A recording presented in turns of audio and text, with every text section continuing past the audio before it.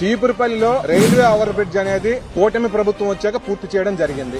అక్కడ senior MLA గారు కళా వెంకట్రావు గారు ఒక మంచి ముహూర్తం పెట్టుకుని ఓపెన్ చేద్దామని చెప్పి ఆయన వెయిట్ చేస్తా ఉన్నారు. అంటే మా ప్రభుత్వం వచ్చిన తర్వాత 4-5 జిల్లాల ప్రజలు ఇబ్బంది పడుతున్నారు, వాళ్ళకి ట్రావెల్ టైం తగ్గించాలి, ఆ ప్రభుత్వం పూర్తి చేయలేకపోయింది, మేము శరవేగంగా పూర్తి చేస్తామని చెప్పి మేము పూర్తి చేసిన రైల్వే ఓవర్ బ్రిడ్జ్ ని అక్కడున్న సీనియర్ ఎమ్మెల్యే గారు 10వ తారీఖుకి ఓపెనింగ్ పెట్టుకుంటే నిన్నటి రోజున వైకాపా నాయకులు అందరూ కూడా ఆ బ్రిడ్జ్ మీద నడిచి వాళ్ళ కాలే రిబ్బన్ కటింగ్లు చేసి కొబ్బరికాయలు కొట్టారు. ఈ టీమ్ లో ఒక మాజీ ఎంపీ గారు కూడా ఉన్నారు. ఇది ఏమి సంస్కృతి అండి? చీపురుపల్లి విషయంలోకి వస్తే అక్కడ 12 కోట్లతో ఆదర్శ డిగ్రీ కళాశాల గాని, సెంట్రల్ గవర్నమెంట్ నుంచి తెచ్చుకున్న 100 కోట్ల వెటర్నరీ కళాశాల గాని, మా అమ్మగారు మంత్రిగా ఎమ్మెల్యేగా ఉన్నప్పుడు 80-90% పనులు పూర్తయ్యాయి. బొత్స సత్యనారాయణ గారు వచ్చిన తర్వాత ఆయన ఓపెనింగ్ చేస్తే మేము మాట్లాడామా?